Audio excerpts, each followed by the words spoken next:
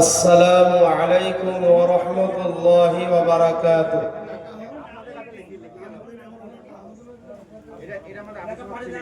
যে আমি আবারও একবার সালাম দেব, সালামের উত্তরটা ইনশাআল্লাহ আমরা একটু জোর আওয়াজে দিই। আসসালামু আলাইকুম। সাথে সাথে আমার দিনদার ইমানদার যে সমস্ত ভাইরা আব্বাজিরা পিছনে বসে আছেন অনেক দূরে, সামনের দিকে জায়গা একেবারে ফাঁকা, আপনাদের কাছে আমি করজোড়ে আবেদন রাখছি, অনেক কষ্ট করে মেহনত করে আপনারা ধৈর্য সহকারে এতক্ষণ ধরে ওয়াজ শুনছিলেন, আর একটু সামান্য ইনশাআল্লাহ কষ্ট করুন। আমি বেশিক্ষণ আমি আপনাদের কষ্ট দেব না, তাই প্রত্যেকটি ভাইয়ের কাছে আবেদন ইনশাআল্লাহ আপনারা একটু সামনের দিকে চলে আসুন, কারণ মজলিসটা একবারে ফাঁকা হয়ে গেছে। সামনে না বসে পিছনে বসলে এটা মানানসই হবে না। চলে আসুন ইনশাআল্লাহ, মুসলমান হচ্ছে মানার না। চলে আসুন ইনশাআল্লাহ। আমি একবার জোরে নারায়ে তাকবীর দেবার আল্লাহু আকবার ধ্বনি দিয়ে সবাই ইনশাআল্লাহ সামনের দিকে চলে আসবে। নারায়ে তাকবীর। ও বাবাজি ভাইরা আসুন না, ভাইরা চলে আসুন, সবাই চলে আসুন। আমি বেশিক্ষণ থাকবো না ইনশাআল্লাহ। জি, যে যারা আমরা এই কথা শোনার পরে আমল করব, সামনে চলে আসবো, তারা করে যাব পাশ। আর যারা শুনবো না তাহলে হয়ে যাবে আধড়া বাস। সেই জন্য ইনশাআল্লাহ দেখি মুসলমান তো মাননেওয়ালা। এই দেখো ভাইরা চলে এসছে, অনেকে আসছেন আলহামদুলিল্লাহ। প্রত্যেকেই একটু কষ্ট করে, আমি জানি এক জায়গায় বসে থাকলে করতে কষ্ট হবে। জি, দিনের নামে আপনার কষ্ট করা, ইন্না মাআল উসরি ইসরা, কষ্ট করলে আপনার ইনশাআল্লাহ সেখানে ফল পাওয়া যাবে। তাই চলে আসো, আল্লাহ কবুল করুন। আলহামদুলিল্লাহ আলহামদুলিল্লাহ নাহমাদুহু ওয়া নাস্তাঈনুহু ওয়া নাস্তাগফিরুহু ওয়া নু'মিনু বিহি ওয়া নাতাওয়াক্কালু আলাইহি ওয়া নাউযু বিল্লাহি মিন শুরুরি আনফুসিনা ওয়া মিন সাইয়্যাতি আ'মালিনা। من يهده الله فلا مضل له ومن يضلله فلا هادي له ونشهد أن لا إله إلا الله وحده لا شريك له ونشهد أن سيدنا وحبيبنا ومولانا محمدا عبده ورسوله. أما بعد، فقد قال الله تعالى في كلامه المجيد وفي فرقانه الحميد: أعوذ بالله من الشيطان الرجيم. بسم الله الرحمن الرحيم. أينما تكونوا يدرككم الموت ولو كنتم في بروج مشيدة. وقال الله تبارك وتعالى في موضع آخر: قد أفلح المؤمنون الذين هم في صلاتهم خاشعون والذين هم عن اللغو معرضون والذين هم للزكاة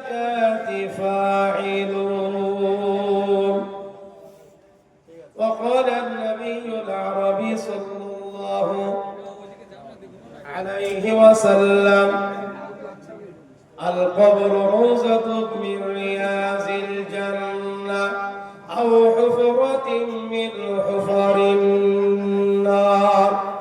وقال أيضا الكيس من دان نفسه وعمل لما بعد الموت والعاجز من أتبع نفسه هواها وتمنى على الله أو كما قال النبي صلى الله عليه وسلم. সকলে একবার দরুদ ইব্রাহিম পাঠ করে নিই। اللهم صل على محمد وعلى آل محمد كما صليت على إبراهيم وعلى آل إبراهيم إنك حميد مجيد. اللهم بارك على محمد وعلى آل محمد كما باركت على إبراهيم وعلى آل إبراهيم إنك حميد مجيد. दुनिया के ऐ मुसाफिर मंजिल तेरी कब्र है. दुनिया के ऐ मुसाफिर मंजिल तेरी कब्र है. दुनिया के है मुसाफिर. दुनिया बनी है जब से, दुनिया बनी है जब से लाखों करोड़ आए. दुनिया में न रहा कोई बाकी, न रहा कोई मिट्टी में सो रहे हैं. दुनिया के है मुसाफिर.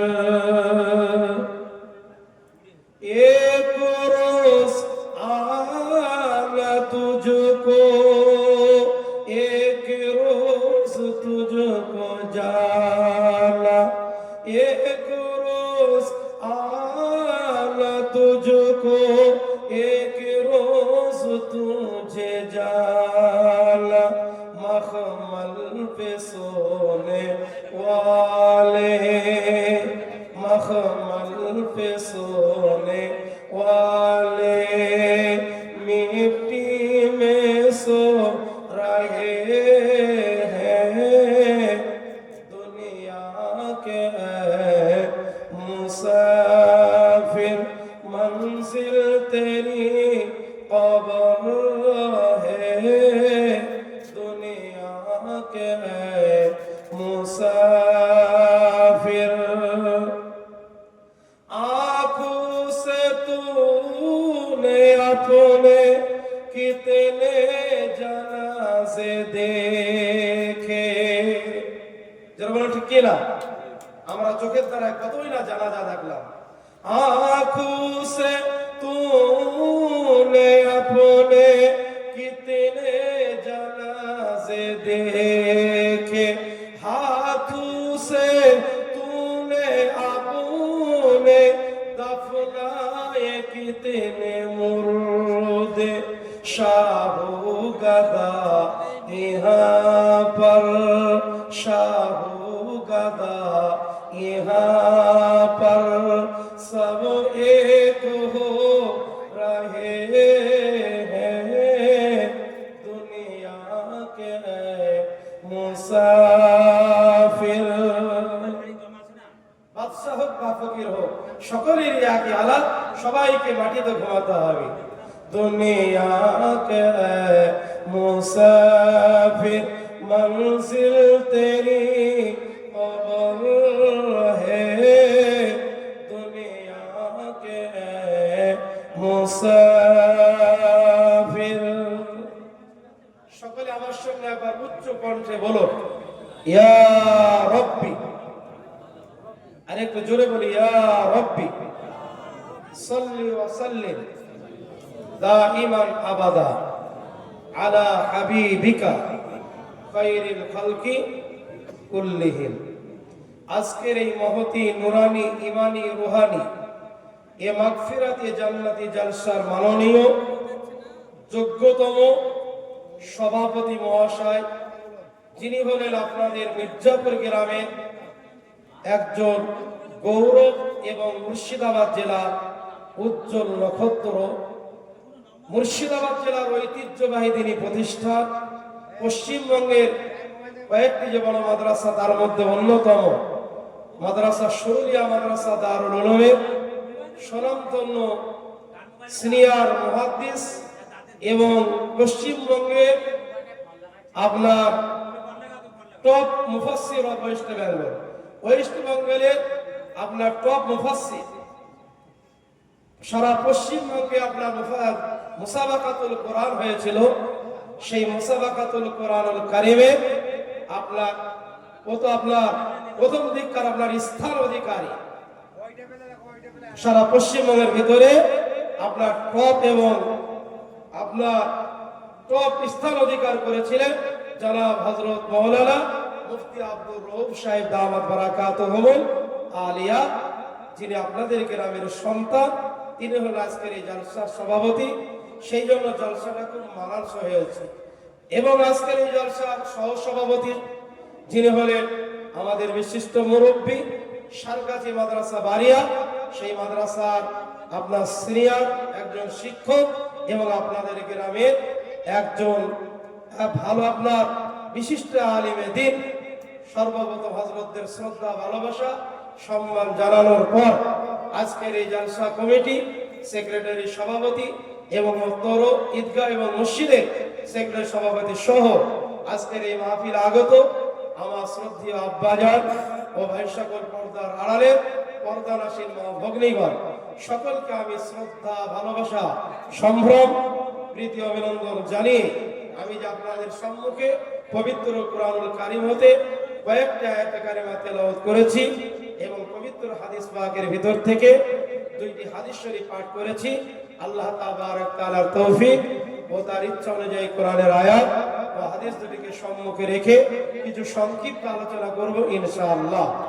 দোয়া করুন রব্বুল আলামিন তিনি আমার জবান থেকে সেই সমস্ত কথা আলোচনা বাহির করে নেন যে কথা আলোচনা করলে আমার আপনার কথা সকলেরই এহ জগৎ এবং পরকাল মঙ্গলময় হয়, আমরা যেন সবাই কামিয়াবি তথা সফলতা অর্জন করতে পারি। সকলে বলি আল্লাহুম্মা আমিন।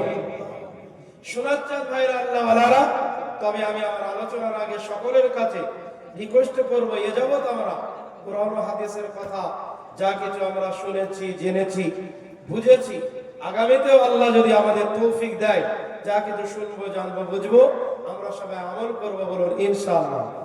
যারা বলুন ইনশাআল্লাহ। কারণ যুগ যুগ ধরে আমরা ওয়াজ শুনে আসছি, কিন্তু আমাদের পরিবর্তন খুব কম। যারা বলুন ঠিক কিনা? শরীয়তের এমন কোনো দিক নাই কোরআন হাদিসে যেটা হয়তো আমাদের জানা নাই। শ্রোতাদের সব মুখস্থ হয়ে গেছে। দেখবেন বক্তা বলে আর শ্রোতারা আগে থেকে আপনার আগে আগে বলতে থাকে, কোন বক্তা কি বলবে সব মুখস্থ। যারা বলো ঠিক কিনা? কিন্তু মহতারাম জলসা আসে অনেকে নিয়ত ভালো করে, আবার অনেকের নিয়ত খারাপ। বুখারী শরীফের প্রথম হাদিস, ইন্নামাল আমালু বিন্নিয়াত, যে যেমন আপনার নিয়ত করবে সে আপনার ফল পাবে। প্রত্যেকটি আমলের ফলাফল নিয়তের উপর নির্ভর করে। যারা বলুন সুবহানাল্লাহ। সেই জন্য আমরা নিয়তটা ঠিক করে নেব। বলুন ইনশাআল্লাহ। নিয়ত যদি সহি হয় তাহলে জলসা শোনাটা ঠিক হবে। সেই জন্য আমরা আমলও নিয়ত ওয়াজ শুনবো। অনেক মানুষ আসে নিজের জন্য আসে না, অপরের জন্য ওয়াজ শুনে। যেমন এক জলসায় একজন ব্যক্তি চিরকুট লিখে দিয়ে দিল, বলে হুজুর একটু সুদের ব্যাপারে ওয়াজ করবেন তো। তাকে জিজ্ঞাসা করা হলো, ভাই তোমার ব্যাংকে কত টাকা আছে? তো বলছে হুজুর আমি গরিব মানুষ, সেরকম ব্যাংকে টাকা পয়সা নাই। তো বলছে ঠিক আছে, তাহলে তুমি গরিব মানুষ, তো তোমার ব্যাংকে টাকা নাই, সুদের আলোচনা শুনে তোমার লাভ কি? তো বলছি অনেকেই তো এরকম রাখে, সুদ টুদ খাই, তো এটাকে একটু ভয়াবহ বলার জন্য বলছিলাম। তো যে আপনার মধ্যে কি ত্রুটি আছে এটা বলুন। আজ পর্যন্ত কোনো শ্রোতাকে শোনা গেল না যে হুজুর আমি বেনামাজি, একটু নামাজ সম্বন্ধে ওয়াজ করবেন তো। হুজুর আমি বেরোজাদার, আমি রোজা রাখতে পারি না, একটু ভালো ওয়াজ করবেন তো যাতে রোজাটা রাখতে পারি। হুজুর আমি মদ খাই, একটু ভালো করে ওয়াজ করুন না যাতে মদটা ছাড়তে পারি। মানে নিজের জন্য কেউ ওয়াজ শুনলো না, খালি বলছে হুজুর অমুক যারা এই করছে একটু ওয়াজ করবেন তো, ও যেন ঠিক হয়ে যায়। খালি অপরের চিন্তা। জাতি এই জন্য পরিবর্তন হয় না।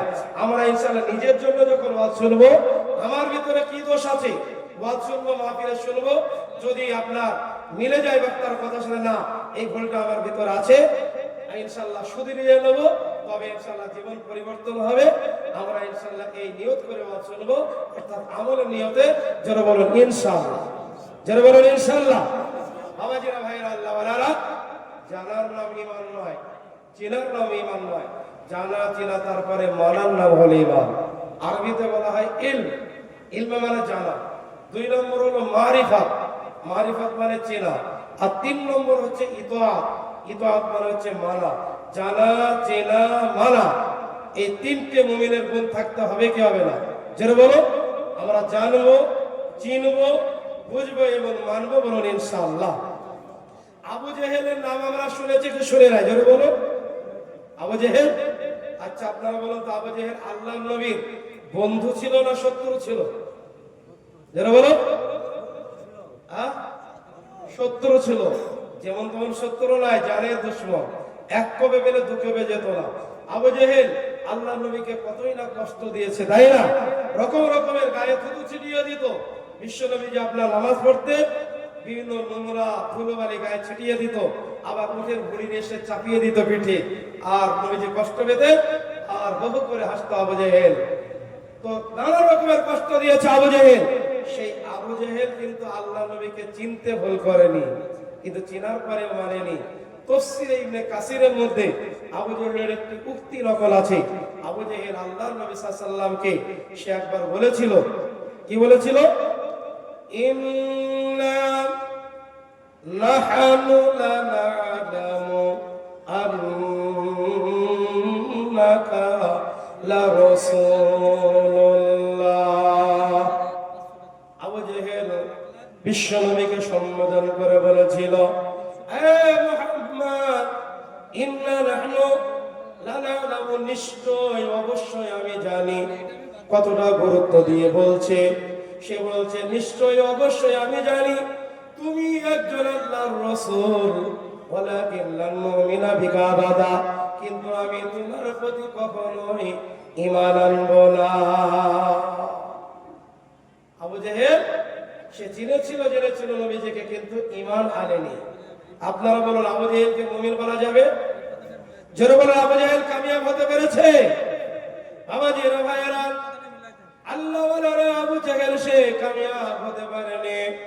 সেই আবু জেহেল আপনার সারা পৃথিবীর মুখে লাঞ্ছিত হয়েছে, সারা পৃথিবীর মুখে বঞ্চিত। আজকে আবু জেহেলের নাম যখন কেউ নেয়, সবাই গালি আকারে নেয়, সবাই লানত বর্ষণ করে। আবু জেহেলের যে বাড়িটা ছিল, সেখানে আপনার সারা পৃথিবীর যত হাজী সাহেবরা মক্কায় হজ করতে যান, সেই হাজী সাহেবদের জন্য তার বাড়িটা পায়খানার গোডাউন ঘর বানানো হয়েছে। কিসের জন্য? খালি নবীজিকে কষ্ট দিয়েছিল, মেনে নিতে পারেনি। সেই আবু জেহেল এত লাঞ্ছিত হলো, সুরের চাঁদের আল্লাহ ওয়ালারা সে আবু জেহেলের নামে সারা পৃথিবীর কোন মানুষ কেউ নামকরণ করে না, ছেলের নাম রাখে না, কারণ নাম রাখে না, কোন মুসলিমও তার নামে নাম রাখে না, কোন অমুসলিমরা তার নামে নাম রাখে না। এত সে ঘৃণিত, এত সে লাঞ্ছিত হয়ে গেল। তাই নবীজি সাল্লাল্লাহু আলাইহি সাল্লামকে যারা কষ্ট দেবে, পৃথিবীর বুকে এইভাবে বেইজ্জত এবং লাঞ্ছিত হবে। আমরা ইনশাআল্লাহ আমরা সবাই জানবো এবং মানবো, বলুন ইনশাআল্লাহ। যারা বলুন ইনশাআল্লাহ।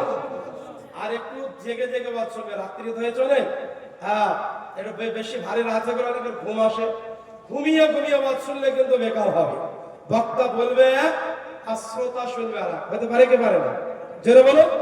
বক্তা বলছে 100 টা, শুনছে আরে বক্তা আপনার হকারি টেনে বলেছে তরকারি রুটি, আর বেচারা আপনার টেনে ঘুমাচ্ছিল, ঘুমের পরে শুনেছে সরকারি রুটি, বলেছে তরকারি আর শুনেছে সরকারি, তো এই জায়গায় দন্তেশ্ব গোলমাল হতে পারে কি পারে না? জোরে বলো। ওর কাছে পয়সা ছিল, ফ্রি মনে করে একবারে 20-30 খানা পার করে দিয়েছে। মির্জাপুরের মানুষ হ্যাঁ অবশ্যই হকার পয়সা দাও, বলে কিসের পয়সা? রুটি খেলে। বারে তুমি বললে যে তরকারি সরকারি রুটি, আমি বলেছি তরকারি রুটি, বেচারা বিভেদে পড়লো, গন্ডগোলতে পারে কি পারে না? জোরে বলো। ভালো করে ওয়াজ শুনতে হবে বাবাজিরা। তাই ইনশাআল্লাহ একটু জেগে জেগে ওয়াজ ইনশাআল্লাহ আপনাদের সামনে আমি তাফসীর শুরু করব। হ্যাঁ আমরা ইনশাআল্লাহ আমলে ফিট করে ইনশাআল্লাহ তাফসীর পবিত্র কোরআনের আয়াত তেলাওয়াত করলে এবং আয়াত শুনলে নেকি আছে না? জোরে বলো। তেলাওয়াত করলে প্রত্যেকটি হরফের পরিবর্তে 10টি লাইনকে দান করা হয়, আর যদি ইখলাসের নিয়তে শোনা হয় তাহলে আল্লাহ তাবারক তাআলা নেকি দান করে এবং তার প্রতি রহমত নাযিল করে। জোরে বলো সুবহানাল্লাহ। আল্লাহ রাব্বুল আলামিন পবিত্র কোরআনের মধ্যে তিনি বলেছেন ওয়া ইযা কুরিয়া আলাইহিমুল কুরআন ওয়া ইযা কুরিয়া আলাইহিমুল কুরআন ফানসিতু লাআল্লাকুম তুরহামুন।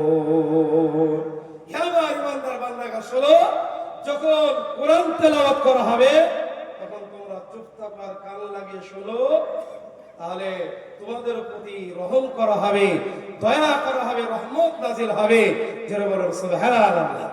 বাবাজিরা ভাইরা, তাই কোরআন শুনলে লাভ আছে না নাই? জোরে বলুন। কোরআন পড়লে লাভ আছে না নাই? লাভ আছে। বিশ্বনবী সাল্লাল্লাহু আলাইহি সাল্লাম হাদিস পাকের মধ্যে বলেছে ইন্নাল্লাহা ইয়ারফাউ আদ-দারাজাতি বিহাদাল কিতাবি আকওয়ামা ওয়া ইয়াযউ বিহি আখারিন। বিশ্বনবী কোরআনের ব্যাপারে তিনি বলেন নিশ্চয়ই কোরআন এমন একটি কিতাব, এই কোরআনের দ্বারা আল্লাহ বহু মানুষকে সম্মানিত করেছেন, আবার এই কোরআনের দ্বারাই বহু মানুষকে আল্লাহ অসম্মানিত করেছেন। যারা কোরআনকে মেনে নিয়েছে, কোরআনের প্রতি যারা ভক্তি ভালোবাসা দেখিয়েছে, কোরআনের প্রতি যারা আমল করেছে, আল্লাহ রাব্বুল আলামিন তাদের মান মর্যাদা বাড়িয়ে দিয়েছে। আর যারা আপনার কোরআনের ফুল ধরতে গিয়েছে, কোরআনের পিছনে পড়ে গেছে, আল্লাহ রাব্বুল আলামিন তাদেরকে বেইজ্জতি করে ছেড়ে দিয়েছে। যারা বলো ঠিক কিনা? মুহতারাম যেমন আপনার তাসলিম আলা সিরিন, সালমান রুশদি, তারপরে আপনার রাজীব হায়দার, আর আপনার কারা কারা কোরআনের ফুল ধরতে গেল, আর ফুল ধরতে গেলে বেচারা ঠক্কর খেয়ে গেল, আর তারা বেইজ্জত হয়ে গেলে, বেইজ্জত হওয়ার পর তারা দেশ ছাড়া হয়ে গেল। এমন আন্দোলন শুরু হয়ে গেল, তারা আপনার পৃথিবীর দেশে আপনার টিকে থাকতে পারলো না। আমাদের দেশে আরেকজন ব্যক্তি কোরআনের আপনার ভুল ধরার চেষ্টা করেছিল, যার নাম হলো ওয়াসিম রেজভী। কি নাম বলো? জোরে বলো। ওয়াসিম রেজভীর নাম শুনেছেন আপনারা? ওয়াসিম রেজভী সে বলল কোরআনের 26টি আয়াত ভুল আছে, আর কোরআনে সূরা কাফিরুন বলে একটি সূরা আছে, কিন্তু সূরা মুসলিমুন নাই। সূরা কাফিরুন আছে, সূরা মুসলিমুন নাই। সে নিজে আপনার আল্লাহ সাজলো নাউজুবিল্লাহ, আর একটা কোরআনে একটা বাড়তি সূরা লিখে দিল, সূরা আপনার মুসলিমুন সূরা রাখলো, আপনার নিজের তৈরি করা কিছু কথা ঢোকালো। ও তার আবার 26টি আয়াত ওই কোরআনের ভিতরে সে মনে করেছিল এই 26টি আয়াত বাদ দেওয়া দরকার। সেই কোরআনের ভিতর থেকে 26টি আয়াত বাদ দিয়ে নতুন একটা কোরআন ছাপালো, আর বাজারে ফ্রিতে দিতে শুরু করে দিল। কিন্তু মহতারাম ওই কোরআন কেউ তো নিল না, সেই কোরআন কেউ কিনল না, বরং আপনার তার নামে কেস করা হলো সুপ্রিম কোর্টে। ঘুরে আবার ওর নামে কেস হয়ে গেল। কেস হওয়ার পরে ভারতের কোর্টে তার 50,000 টাকা জরিমানা হয়ে গেল। বলুন সুবহানাল্লাহ। যারা বলে নারায়ে তাকবীর। সে ওয়াসিম রেজভী বলল আমি এই ধর্মের মধ্যে থাকবো না।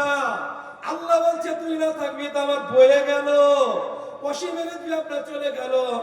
আল্লাহ রাব্বুল আলামিন তিনি বলেন তুই কোরআনের আয়াত বাদ দিবি ছাড়বে, আমি আল্লাহ তোকে ইসলাম থেকে ছেড়ে দেব।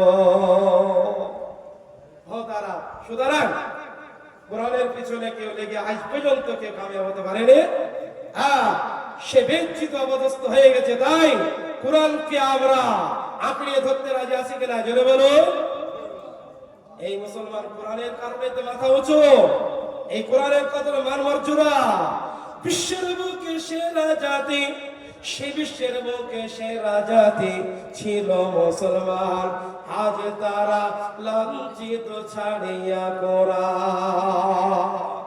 কোরআন ছেড়ে দিয়েছে বলে আজ মুসলমান এত অবদস্ত হচ্ছে পৃথিবীর বুকে। এই কোরআনকে যদি আঁকড়িয়ে ধরতো মুসলমান আজকে লাঞ্ছিত হতো না। ইনশাআল্লাহ সেই কোরআনের তাফসীর ইনশাআল্লাহ আমরা সবাই শুনবো, বলো ইনশাআল্লাহ। কোরআন আমল মানে মর্যাদা বাড়িয়ে দেয় কে? কোরআনের প্রতি আমল করলে মর্যাদা বাড়িয়ে দেয় কে? যারা বলেন কে? তারা আমার জীবনে একটা ছোট্ট কথা মনে পড়ে গেল। একবার আমি বাইরে বিদেশ থেকে ব্যাঙ্গালোর থেকে ট্রেনে আসছিলাম, খুব ভালো করে শুনবেন, এর মধ্যে শিক্ষা আছে। তো ব্যাঙ্গালোর থেকে আসছিলাম, হঠাৎ একজন সার্ভিসম্যান, কিসের সার্ভিস করে চাকরি করে সেটা বলবো না, ভেলুরে ডাক্তার দেখাতে গিয়েছিল। তো ট্রেনে ওঠার পর একসাথে পাশাপাশি সিট, খুব আলেম বিদ্বেষী, আলেম দেখতে পারে না। তো পাশে আমার সিট পড়েছে। তো আমাকে জিজ্ঞাসা করলো কোথায় গিয়েছিলেন? বলো স্যার আমি মাদ্রাসার কালেকশন। তবে যে মাদ্রাসার ও ভিক্ষা করতে, কি বলছে ভিক্ষা করতে গিয়েছিলেন? তাহলে আমি ভিক্ষা বললেন কেন? বলে ভিক্ষা বলবো না থেকে এইভাবে তো তোমরা পেট চালা। তো তার সঙ্গে আমার যা অনেক কথা কাটে হতে হতে আমাকে জিজ্ঞাসা করলো বেতন কত? আমি বললাম আমার বেতন হলো 4,500 টাকা। 4,500 ছিল তখন। তো বলে আচ্ছা 4,500 টাকা, তাহলে কি হবে? তোমার পেট চলবে না, তোমার বইয়ের পেট চলবে না, তোর ভেটা পেট চলবে, কাজ চলবে। আমরা আলহামদুলিল্লাহ খুব ভালো, সবারই চাই তাহলে আলহামদুলিল্লাহ ভালো থাকি, অসুবিধা নাই, কোনো অসুবিধা আজ পর্যন্ত হয়নি, আর আগামী তো হবে না।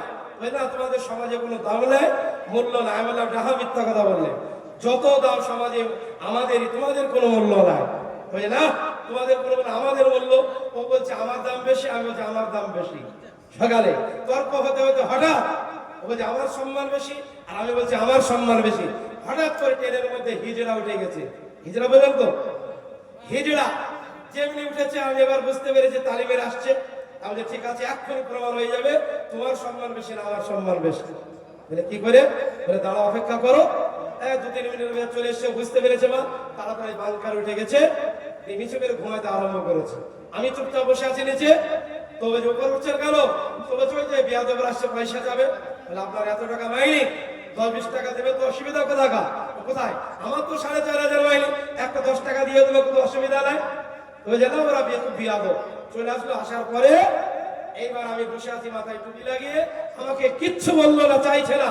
আর উপরে শুয়ে আছে, ওর ঠ্যাঙ্গা ধরে পড়পড় করে টানতে আরম্ভ করে, এই লালু, এই বলু, ও তো সাড়া দিচ্ছে না, ও তো না ঘুমিয়ে ঘুমাচ্ছে। আপনারা বলো, যে না ঘুমিয়ে ঘুমায় তাকে কি জাগানো যায়? জাগানো যাচ্ছে না। পড়পড় করে পাড়া ধরে টানতে আরম্ভ করেছে, কোটাস করে একটা চিমটি কেটেছে। আল্লাহ পেন উঠে গেল, বিয়াদব এসে গাছে ধরে, কতবার দেবো? আপনারা জানেন হিজড়াদেরকে কেউ যদি চটিয়ে কথা বলে, মুখের কবিতাটা খালি শুনবেন। তো এইবার শুরু করে দিয়েছে তাদের ছন্দে বলা কবিতা, বুঝলেন না? একেবারে যা ছোড়া রাখবে ছড়িয়ে দিল, তারপরে যা দেখালো তাই দেখিয়ে দিয়ে চলে গেল, বুঝলেন না? দোস্ত বুজুর্গ আজিজ, আমি তখন বললাম সম্মান কাকে দিল ভাই? তোমাকে না আমাকে? তখন মুখ চুলকাচ্ছে, হুজুর তাই তো? কি ব্যাপার, আপনার সাথে পরিচয় আছে নাকি? আমাদের পরিচয় আছে মানে এরপরে আবার উঠবে ট্রেনে, তো বারবার উঠবে, যতবার উঠবে ততবার তোমাকে ধরবে, আমাকে ধরবে না। অবশেষে না পেরে তখন বলছে, ও বুঝতে পেরেছি আসলে ওরাও ফকির আর তুমিও ফকির। কি বলছে? ওরাও ফকির তোমরাও ফকির। তো ফকিরে তো কি করবে? ফকিরের কাছে চাই? আপনি ভুল কথা বললেন। এক ফকির আরেক ফকিরকে দেখলে বলবেন হয় কেন? যেটা বলো, ফকিরে মারামারি লাগে কি লাগে না? ফকিরকে দেখলে রাগ হয়, তো তোর কমসে কম রাগ হওয়া দরকার ছিল। ফকির সেটাও তো হলো না। তো যাই হোক দোস্ত বুজুর্গ আজিজ, আমি জিজ্ঞাসা করে দেখেছি হিজড়াদেরকে, কেন আপনাদের আমাদের ব্যাপারে করেন না, অসম্মান করেন না, তাদের মাসোয়ারা হয়। যারা মাথায় টুপি থাকবে, মুখে দাড়ি থাকবে, খবরদার তাদেরকে অপদস্থ করবে না, চাইবে না। যদি দেয় দোয়া করে দিবে আলহামদুলিল্লাহ বলে, না দেয় তো কিচ্ছু বলবে না। এটা কিসের সম্মান? জোরে বলো। কোরআন মানার কারণে। জোরে বলো, এটা নিজের কোনো বাহাদুরি নাই, এটা হচ্ছে কোরআন মানার কারণে। দোস্ত বুজুর্গ আজিজ, তো কোরআন মানলে সম্মান বাড়িয়ে দেয় কে? জোরে বলুন কে? আল্লাহ। মোহতারাম তাফসীর আসি, আমরা সবাই কামিয়াবি চাই কে যায় না? জোরে বলুন, কামিয়াবি চাই তো? মোহতারাম, কামিয়াবি কাকে বলে জোরে বলুন তো? আমাদের একটা দোতলা বাড়ি হয়ে গেল, আমার 1 বিঘে জায়গা হয়ে গেল, 10 বিঘে জায়গা হয়ে গেল, তারপরে একটা চাকরি হয়ে গেল, এটা কামিয়াব? এটা কামিয়াবি নয়। আসল কামিয়াবি হচ্ছে আল্লাহ রাব্বুল আলামিন তিনি কোরআনে বলেছেন, ফামাযুহজিহা আনিন নারি ওয়া উদখিলাল জান্নাতা ফাকাদ ফাজ। জোরে বলুন আল্লাহু আকবার। আল্লাহ রাব্বুল আলামিন তিনি বলেন, যে ব্যক্তিকে জাহান্নামের আগুন থেকে অনেক দূরে সরিয়ে দেওয়া হলো আর জান্নাতে আপনার প্রবেশ করিয়ে দেওয়া হলো, সেই ব্যক্তি কামিয়াব। আর বাকিরা সবাই ক্ষতিগ্রস্ত। ও তারা বাবাজিরা ভাইয়েরা, আমরা জাহান্নাম থেকে মুক্তি চাইকে চাই না? জোরে বলুন, চাইকে চাই না? জান্নাতে আমরা যেতে চাইকে চাই না? জান্নাতে যেতে হবে, কারণ জান্নাতে যাওয়াটাই হচ্ছে আসল সফলতা, ওটাই হচ্ছে আসল সফলতা। আর জান্নাত বাদ দিয়ে যত আপনার নিয়ামত আছে, দুনিয়ার নিয়ামত সব একদিন খতম হয়ে যাবে। আল্লাহ রাব্বুল আলামিন তিনি পবিত্র কোরআনে বলেছেন, মা ইনদাকুম ইয়ানফাদু ওয়া মা ইনদাল্লাহি বা। আল্লাহ রাব্বুল আলামিন তিনি বলেন, ও আমার পৃথিবীর মানুষেরা, তোমরা শুনে রেখে দাও, তোমরা ভালো করে জেনে নাও, আমি আল্লাহ তোমাদেরকে দুনিয়াতে যত নিয়ামত দিয়েছে, গাড়ি বাড়ি দিয়েছে, সোনা দানা দিয়েছে, জমি জায়গা দিয়েছে, চাকরি বাকরি দিয়েছি, বিল্ডিং অট্টালিকা দিয়েছে, এগুলো কিন্তু চিরস্থায়ী থাকবে না, এগুলো সব ফানা হয়ে যাবে, এগুলো খতম হয়ে যাবে। কুল্লু মান আলাইহা ফান। যা কিছু দুনিয়াতে আছে সব খতম হয়ে যাবে, সুতরাং চিরস্থায়ী এগুলো থাকবে না। একটা জিনিস আল্লাহ রাব্বুল আলামিন তিনি বলছেন, আমার কাছে একটা জিনিস বাকি থেকে দেবে, বাকি দেবে। তিনি বলেন, আমার কাছে আমি একটা নিয়ামত আমার কাছে আছে, সেটাই বাকি থেকে যাবে, আর সেটার নাম হলো জান্নাত। জোরে বলো সুবহানাল্লাহ। তাহলে চিরস্থায়ী কোনটা? জোরে বলো। চিরস্থায়ী সফলতা হচ্ছে জান্নাত। একটা হাদিস শুনুন, দামি হাদিস। হযরত আপনার রাসূল করিম সাল্লাল্লাহু আলাইহি সাল্লাম তিনি একবার গভীর রাতে মসজিদে নববীর দিকে যাচ্ছেন ইবাদতের উদ্দেশ্যে। হঠাৎ মসজিদে নববীর ভিতর থেকে কোরআন তেলাওয়াতের সুমধুর কণ্ঠে, সুললিত কণ্ঠে কোরআনের আওয়াজ ভেসে আসছে। বিশ্বনবী সাল্লাল্লাহু আলাইহি ওয়াসাল্লাম মুগ্ধ হয়ে গেলেন কোরআন তেলাওয়াতের আওয়াজ শুনে, মনে হচ্ছে যেন কোরআন নাজিল হচ্ছে। বিশ্বনবী সাল্লাল্লাহু আলাইহি ওয়াসাল্লাম জিজ্ঞাসা করলেন, মানিল ক্বারি? ক্বারি সাহেবকে? উত্তর আসলো, আনা আব্দুল্লাহ ইবনে মাসউদ, আমি হলাম আব্দুল্লাহ ইবনে মাসউদ। তো রাসূল কারীম সাল্লাল্লাহু আলাইহি ওয়াসাল্লাম বললেন, আল্লাহ তাবারাক তাআলা তোমার তেলাওয়াতে খুশি হয়েছেন, আমি খুশি হয়েছি। আল্লাহ তেলাওয়াতে খুশি হয়ে সুসংবাদ দিয়েছেন যে এই মুহূর্তে তুমি তিনখানা দোয়া তুমি যে দোয়াই করো না কেন, আল্লাহ রাব্বুল আলামিন কবুল করে নেবেন। যারা বলুন সুবহানাল্লাহ। এই বাবাজিরা, আপনারা বলুন তো, আমাকে আপনাকে যদি বলা হয় এই মুহূর্তে তিনখানা যে দোয়াই করো কবুল হয়ে যাবে, তাহলে আমরা কি চাইবো? জোরে বলুন তো। আল্লাহ তুমি তাড়াতাড়ি 10 কিলো সোনা দিয়ে দাও, বলবে না? আল্লাহ তুমি একবার আমাকে 20 বিঘে জায়গা দিয়ে দাও, বলবে না? খালি দুনিয়া, আমরা কি যাবো দুনিয়া। কিন্তু আব্দুল্লাহ ইবনে মাসউদ রাদিয়াল্লাহু তাআলা আনহু তিনি দেখেন এত দামি সুযোগ, বিরাট একটা মৌকা দোয়া কবুল হওয়ার, তিনি তিনখানা দোয়া চাইলেন। কি দোয়া? নাম্বার 1 তিনি দোয়া করলেন, আল্লাহুম্মা ইন্নী আসআলুকা ঈমানাল লা ইয়ারতাদ। 1 নম্বর তিনি দোয়া করলেন, তিনি বললেন, রব্বুল আলামিন আমি আপনার কাছে সেই ঈমান চাই যে ঈমান আমার কাছ থেকে কখনো বিদায় নেবে না।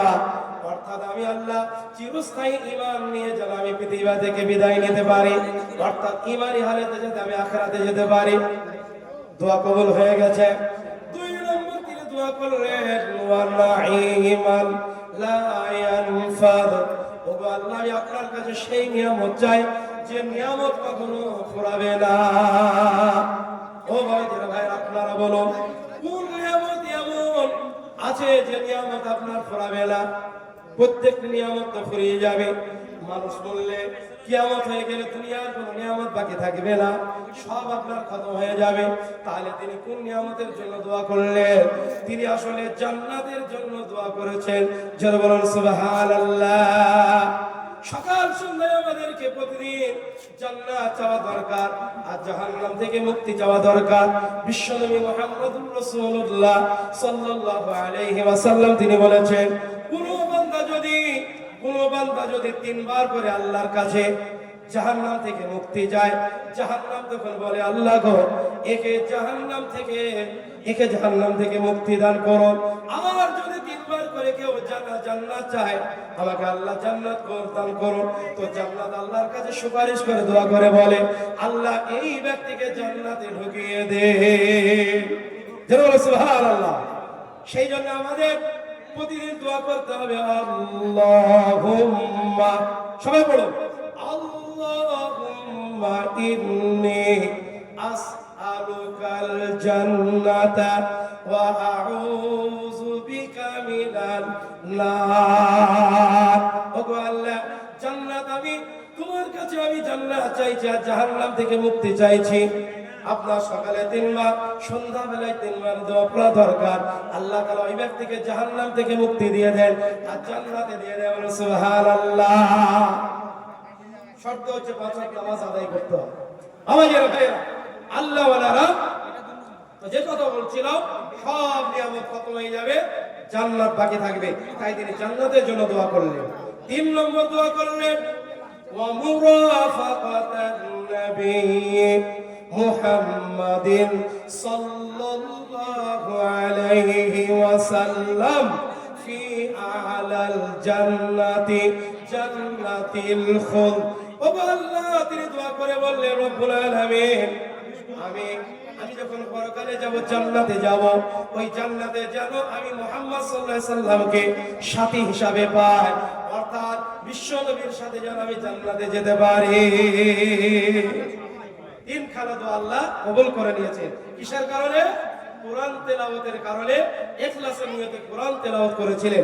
দোস্ত বুজুর্গ, আমি যেটা বলতে চাচ্ছি সেটা হলো আসল সফলতা, কামিয়াবি, সেটা হচ্ছে জান্নাত পাওয়া, জাহান্নাম থেকে মুক্তি পাওয়া। এবার আমি আপনাদের সামনে বলবো কোন কাজ করলে জাহান্নাম থেকে মুক্তি পাওয়া যাবে আর কোন কাজ করলে জান্নাতে যাওয়া যাবে। শুনতে রাজি আছি না নাই? যারা বলেন আছি না নাই? আমাদের ভাইরা, আল্লাহ ওয়ালারা, শুনুন, আমি আয়াত তেলাওয়াত করেছিলাম। আল্লাহ তাবারাক তাআলা তিনি সূরা আল মুমিনুনের প্রথম 10টি আয়াত নাযিল করলেন বিশ্বনবীর উপরে। এই আয়াত যখন নাযিল হলো, বিশ্বনবী আয়াত নাযিল হলে খুব ঘামতেন, কষ্ট হতো। কখনো আপনার ঘন্টা বাজানো যেমন আওয়াজ হয়, সেরকম আওয়াজ হতো ওহী নাযিল হলে। কখনো আবার আপনার মৌমাছি যেমন ভুনভুন করে ওরকম আওয়াজ হতো ওহী নাযিল হলে। তবে ঘন্টার মতো আওয়াজ হলে সবচাইতে বেশি কষ্ট হতো বিশ্বনবী সাল্লাল্লাহু আলাইহি ওয়াসাল্লামের ওহী নাযিল হলে। তো একবার ওহী নাযিল সূরা মুমিনুনের প্রথম 10টি আয়াত যখন নাযিল হলো, বিশ্বনবী খুব ঘামলেন, কাবার দিকে মুখ করেছিলেন। তিনি দোয়া করলেন, আল্লাহুম্মা সিদনা ওয়া লা তানকুসনা ওয়া আকরিমনা ওয়া লা তুহিননা ওয়া আতিনা ওয়া আসিরনা ওয়া লা তুসির আলাইনা। দোয়া করলেন। দোস্ত বুজুর্গ আজিজ,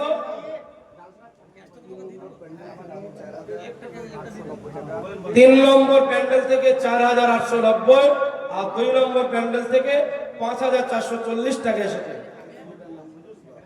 আবু শেখ 500 টাকা দিয়েছেন আর মাসুদ করিম 2000 টাকা দিয়েছেন। আল্লাহ তাবারাক তাআলা ইনাদের মনোবাঞ্ছাকে পূরণ করে দিন। যে আশায়, যে নিয়তে করে গেল দান, আল্লাহ পুরো করে দিও তাদের মনের আরমান। সকলে বলে আল্লাহুম্মা আমিন, আল্লাহুম্মা আমিন। ইনশাআল্লাহ যে যেমন দান দেবে একটু লিখে রাখো, ইনশাআল্লাহ দোয়া ইনশাআল্লাহ সবার জন্য শেষ হবে। তারা এখন আসো, এই আয়াত নাযিল হওয়ার পর বিশ্বনবী সাল্লাল্লাহু আলাইহি সাল্লাম সাহাবাদেরকে বললেন, ওগো আমার সাহাবারা শোনো, এই মুহূর্তে আমার উপরে, তোমরা জানো এই মুহূর্তে আমার উপরে 10টি আয়াত এমন নাযিল হয়েছে। এই 10টি আয়াতের ভিতরে মুমিনদের জন্য 7টি গুণ, এমন 7টি গুণ বর্ণনা করা হয়েছে মুমিনের কোন মুমিন যদি 7 গুণে গুণান্বিত হতে পারে আল্লাহ তাবারক তাআলা তাকে জান্নাতে পৌঁছে দেবে। যারা বলে সুবহানাল্লাহ। সাহাবারা বললেন সে 10টি আয়াত কি আর 60টি করে একটু বলে দিন। বিশ্বনবী আয়াত তেলাওয়াত করে শুনিয়ে দিলেন। আল্লাহ তাবারক তাআলা তিনি পবিত্র কোরআনে বলেছেন, আউযু বিল্লাহি মিনাশ শাইতানির রাজীম قد أفلح المؤمنون الذين هم في صلاتهم خاشعون جرب الله أكبر আল্লাহ রাব্বুল আলামিন তিনি বলেন ওই সমস্ত মুসলমান কামিয়াব, ওই সমস্ত মুমিন কামিয়াব, তার মানে জাহান্নাম থেকে মুক্তি পেয়ে গেল, জান্নাতে চলে গেল যারা 1 নম্বরে আল্লাযীনা হুম ফি সালাতিহিম খাশিউন, যারা নাকি নিজের নামাজকে খুশু-খুজুর সাথে আদায় করে, নামাজকে নম্রতা ভদ্রতার সাথে আদায় করে, নামাজকে আপনার বিনয়তার সাথে আদায় করে, ধীরস্থির ভাবে আদায় করে, নামাজকে আপনার তাড়াতাড়ি পড়ে না, তারপর আপনার নামাজে এদিক ওদিকে ধ্যান দেয় না, খুশু-খুজুর সাথে নামাজ পড়ে, আল্লাহ রাব্বুল আলামিন তিনি বলছেন ওই ব্যক্তি জান্নাতে চলে যাবে। জোরে বলুন সুবহানাল্লাহ। বাবাজিরা এখানে দুটো শব্দ ভালো করে আমরা শুনে নিই, বারবার আমরা আরবির এই দুটো শব্দ শুনে থাকি। 1 নম্বর হলো খুশু আর আরেকটি হলো খুশু। খুশু আর খুশু কাকে বলে? খুশু হচ্ছে আপনার এটা হচ্ছে অভ্যন্তরীণ ব্যাপার, আর খুশু হচ্ছে এটা বাহ্যিক ব্যাপার। বাইরে আপনার নামাজ পড়তে গেলে একজন ব্যক্তি যারা আপনাকে দেখে বুঝতে পারে এই ব্যক্তি নামাজে দাঁড়িয়ে আছে, অর্থাৎ নামাজ পড়তে পড়তে কোন রকমের আমল করা যাবে না, নামাজ পড়তে পড়তে দাঁড়িয়ে নাড়া যাবে না, নামাজ পড়তে পড়তে কাপড় চোপড় আপনার নাড়া যাবে না, নামাজ পড়তে পড়তে এদিক ওদিকে তাকাতাকি করা যাবে না, নামাজ পড়তে পড়তে শরীরটাকে আপনার চুলকানো যাবে না। দোস্ত বুজুর্গ আজিজ ধ্যানিতে নামাজ পড়তে হবে। এখানে বলা হয় আপনার খুশু, আর আপনার খুশু বলা হয় ভিতরে আপনার অভ্যন্তরীণ, অর্থাৎ ভীত সন্ত্রস্ত হয়ে আল্লাহর সামনে আমি দাঁড়িয়েছি, যেভাবে নামাজ পড়া দরকার সেইভাবে নামাজ পড়তে হবে, একেই বলা হয় খুশু।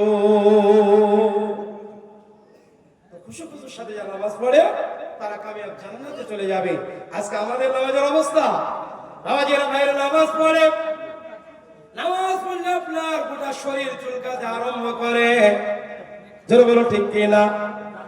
তারা আমাদের পায়ের সামনে যদি একটা মশা উড়ে বেড়ায়, মশা যদি আপনার পাশে ঘুরে বেড়ায়, তো আমরা এমন মুসল্লি আগে থেকে আপনার লুঙ্গি ছাড়তে আরম্ভ করে না? জোরে বলো। না জানি মশাটা পায়ে বসবে আর কামড়িয়ে দেবে, কিন্তু তারা এইভাবে মশাকে আমাদের এত ভয়, নামাজে আমাদের ধ্যান থাকে না, সেই জন্য আমরা পার হতে পারবো কিনা তা ঠিক নাই। কিন্তু সাহাবায়ে কেরাম এমন ভাবে নামাজ পড়তেন, শত্রুরা যদি পিছন থেকে গায়ের মধ্যে তীর মেরে দিত, পল্লবে যদি চালিয়ে দিত, সাহাবাদের পিঠে কোমরে তীর লেগেছে, কিন্তু নামাজ পড়া অবস্থায় তারা বুঝতে পারেনি। জোরে বলুন সুবহানাল্লাহ। ফিনকে মেরে রক্ত বয়ে চলে যাচ্ছে, অথচ সাহাবা বুঝতে পারেন যে তীর মেরেছে, একেই তো বলে নামাজ।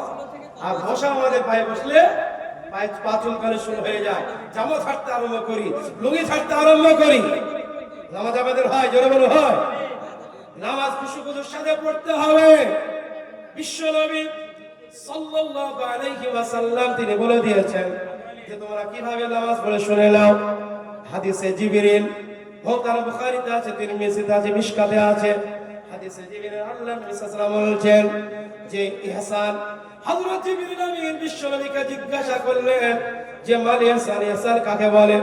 হযরত যে আপনার বিশ্বনবী সাল্লাল্লাহু আলাইহি ওয়াসাল্লাম তিনি উত্তর দিয়ে বললেন, আনতা আবুদুল্লাহ কাআন্নাকা তারা, আনতা আবুদুল্লাহ কাআন্নাকা তারা, ফাইন লাম তাকুন তারাহু ফাইন্নাহু ইয়ারাক। বিশ্বনবী বললেন, হে আল্লাহর বান্দা, তোমরা এমন ভাবে নামাজ পড়বে, এমন ভাবে আল্লাহর ইবাদত করবে, তুমি মনে মনে চিন্তা করবে আমি আল্লাহ তাআলাকে দেখতে পাচ্ছি। তবে এটা তুমি ভালো করে মনে রেখে দিও, যদি তুমি আল্লাহকে না দেখতে পাও, দুনিয়ার চর্মচোখে আল্লাহকে যদি না দেখতে পাও, তাহলে এটা অবশ্যই তুমি মনে রেখে দিও, ফাইন্নাহু ইয়ারাক, আল্লাহ অবশ্যই তোমাকে দেখছে। জোরে বলুন সুবহানাল্লাহ। আমরা নামাজ পড়লে আল্লাহ দেখে কি দেখে না? জোরে বলুন দেখে কি দেখে না? আল্লাহ রাব্বুল আলামিন তিনি সূরা আনামের ভিতরে বলেছেন, লা তুদরিকুল আবসার ওয়া হুয়া ইউদরিকুল আবসার ওয়া হুয়াল লাতীফুল খাবীর। জোরে বলুন আল্লাহু আকবার। আল্লাহ রাব্বুল আলামিন তিনি বলেন, পৃথিবীর কোন চোখ আল্লাহকে দেখতে পারে না, আর আল্লাহ রাব্বুল আলামিন তিনি সমস্ত চোখকে দেখেন। তিনি হলেন সূক্ষ্ম জিনিসকে দেখেন। সাত তবক আপনার মাটির নিচে কোথাও যদি একটা পিপিলিকা থাকে, দোস্ত বুজুর্গ আজিজো, কোথাও একটা পিপিলিকা থাকলে কোন একটা দানা যদি পড়ে থাকে, সে দানাটা আল্লাহর কাছে আপনার হিসাব আছে। আপনার কোন গাছে কোন পাতাটা পড়ছে, কোন পাতাটা শুকিয়ে গেছে, কোন পাতাটা পড়ার টাইম হয়ে গেছে, সব কিছু আল্লাহর কাছে খবর আছে। জোরে বলুন সুবহানাল্লাহ। ওয়া মা তাসকুতু মিন ওয়ারাকাতিন ইল্লা ইয়ালামুহা। সারা পৃথিবীর বুকে যত বড় বড় বৃক্ষ আছে, সমস্ত বৃক্ষ থেকে যত পাতা ঝরে, আল্লাহর বিনা অর্ডারে কোনো পাতা ঝরে না। অর্থাৎ যে কোনো পাতা ঝরে সেটা আল্লাহর খবরে, সেটা আল্লাহর হিসাবে আছে। জোরে বলুন সুবহানাল্লাহ। জোরে বলুন আল্লাহু আকবার। কত বড় মহান আল্লাহ, সব কিছু খবর রাখে। তো আমরা নামাজ পড়ছি, আল্লাহ আমাদের দেখছেন না? জোরে বলুন। তাহলে অবশ্যই তিনি আমাদের দেখতে পাচ্ছেন। এবার আপনারা বলুন তো, কোন একজন কর্মচারী মালিকের কাজ করছে, মালিক যদি স্বয়ং কাজের সামনে দাঁড়িয়ে থাকে, কর্মচারী আপনার কাজে ফাঁকি দেবে? জোরে বলুন, জোরে বলুন। ফাঁকি দেবে? ফাঁকি দেবে না, কারণ মালিক দাঁড়িয়ে আছে। যদি কাজে ফাঁকিয়ে দেয় তাহলে মজুরিতে ফাঁকি হবে, হয় বলা? জোরে বলুন। মজুরি ফাঁকি হয়ে কাজে ফাঁকি দেবে না, যতই কষ্ট ভালো করে কাজটা করে দেবে। দোস্ত বুজুর্গ আজিজো, অনুরূপ আল্লাহ স্বয়ং আমাদের নামাজকে দেখছেন। এবার যেভাবে নামাজ পড়া দরকার সেইভাবে নামাজ পড়তে হবে। আসলে এবার মহতারাম, আমাদের দেশে নামাজি হচ্ছে 5 প্রকার। কয় প্রকার? যারা বলুন। 5 প্রকারের নামাজি আমাদের আছে। ইমাম গাজ্জালী রাহমাতুল্লাহ আলাইহি তিনি বলেছেন নামাজি হচ্ছে 5 প্রকার। 1 নম্বর নামাজি, হ্যাঁ, এবার আল্লাহ তাবারক তাআলা তিনি যে কোরআনে বলেছেন, ইন্নাস সালাতা তানহা আনিল ফাহশাই ওয়াল মুনকার, নামাজ নামাজিকে খারাপ কাজ থেকে। আসসালামু আলাইকুম। একটি ঘোষণা, আমাদের যিনি প্রধান বক্তা বক্তব্য দিচ্ছেন, ইনশাআল্লাহ এরপরে আরো আমাদের বক্তা আছেন, জনাব হযরত মহরম সাহেব আছেন। ইনশাআল্লাহ ইনার পরে তিনি আসবেন। আপনারা কেউ যাবেন না, মনোযোগ দিয়ে শুনবেন ইনশাআল্লাহ। আল্লাহ কবুল করুন। লা ইলাহা ইল্লাল্লাহ, লা ইলাহা ইল্লাল্লাহ, লা ইলাহা ইল্লাল্লাহ, মুহাম্মাদুর রাসূলুল্লাহ সাল্লাল্লাহু আলাইহি ওয়াসাল্লাম। আমার বাবাজিরা, ভাইরা, আল্লাহওয়ালারা, ইমাম গাজ্জালী রাহমাতুল্লাহ আলাইহি তিনি বলেছেন যে নামাজি নামাজ পড়ে আপনার, আল্লাহ যে কোরআনে বলেছে নামাজির নামাজ তাকে খারাপ কাজ থেকে বিরত রাখে। কিন্তু আমাদের নামাজ খারাপ কাজ থেকে আমাদের কেন সরিয়ে রাখতে পারে না? নামাজ পড়ে আবার চুরি করে, নামাজ পড়ে পরের ফের আপনার আল কাটে, নামাজ পড়ে প্রতারণা দেয়, ধোঁকাবাজি করে, নামাজ পড়ে আবার চায়ের দোকানে যায়, টাসপিটে ব্যাপারটাকে জুয়া খেলে। এত কিছু কিসের জন্য করছে মহতারাম? তো ইমাম গাজ্জালী রাহমাতুল্লাহ আলাইহি তিনি বলছেন নামাজ নামাজের মতো হয় না। আমাদের দেশে নামাজি হচ্ছে আপনার 5 প্রকার। বলে রেখে দেবেন কোন প্রকারের নামাজি হলে আপনার খারাপ কাজ থেকে আমাদের নামাজ সরিয়ে রাখবে। ভালো করে শোনুন। ইমাম গাজ্জালী রাহমাতুল্লাহ আলাইহি তিনি বলেছেন 1 নম্বর নামাজি, এটা হচ্ছে নিম্ন কোয়ালিটির সবচাইতে, মাঝে মধ্যে নামাজ পড়ে আবার মাঝে মধ্যে পড়ে না। আপনার দেখা গেল জুম্মার দিনে পড়লো তো আর বাকিতে নাই। তারপর আপনার দেখা গেল জোহরে পড়লো তো আপনার আসরে নাই, মাগরিবে পড়লো তো এশায় নাই। এইভাবে এক ওয়াক্ত পড়ে আর এক ওয়াক্ত পড়ে না।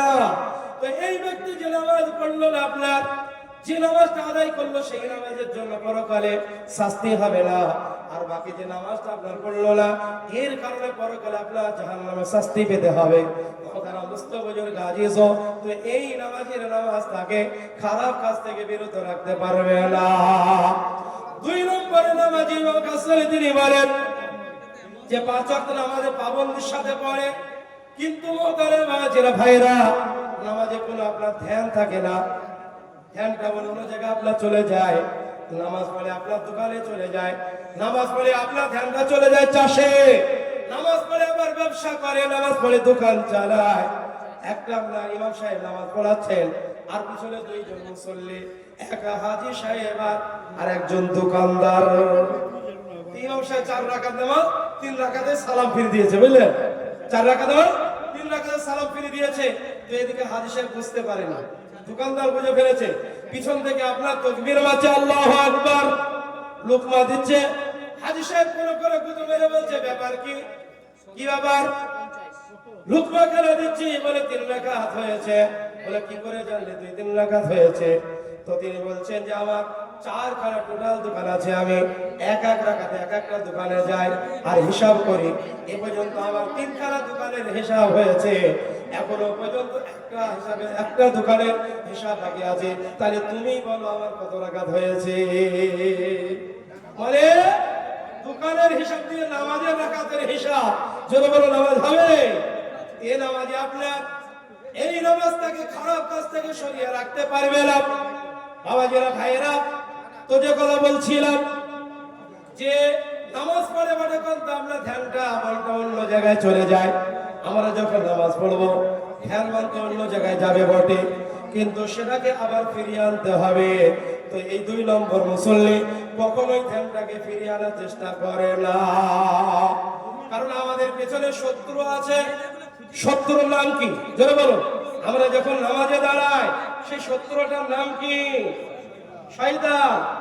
আল্লাহ রাব্বুল আলামিন বলেছেন, ইন্নাশ শাইতানা লিল ইনসানি আদুউম মুবিন। শয়তান হলো মানুষের জন্য প্রকাশ্য দুশমন। আর বিশ্বনবী তিনি হাদিস পাকের মধ্যে বলেছেন, ইন্নাশ শাইতানা ইয়াজরি মাজরাহাদ দাম। শয়তান মানুষের শিরা উপশিরায় চলাচল করে। এই পাওয়ারটা, এই ক্ষমতাটা আল্লাহর কাছে সে চেয়ে নিয়েছিল, আল্লাহ রাব্বুল আলামিন তাকে দিয়ে দিয়েছে। তাই সে পাওয়ারফুল। মানুষের আপনার শিরা উপশিরায় চলাচল করার কুমন্ত্রণা দিতে থাকে। সুতরাং বান্দা যখন ইবাদতে লিপ্ত হয়, বান্দা যখন নামাজে দাঁড়িয়ে যায়, শয়তান তখন তার ভিতরে চলে আসে। আর আসার পরে তাকে তার ধ্যানটাকে মনটা অন্য জায়গায় নিয়ে চলে যায়। সেই জন্য শয়তানের সাথে লড়াই করে, যুদ্ধ করে আবার আপনার ফিরিয়ে আনতে হবে। আচ্ছা, শয়তানের সাথে লড়াই করে আমরা পারবো? জোরে বলুন, পারবো? হ্যাঁ,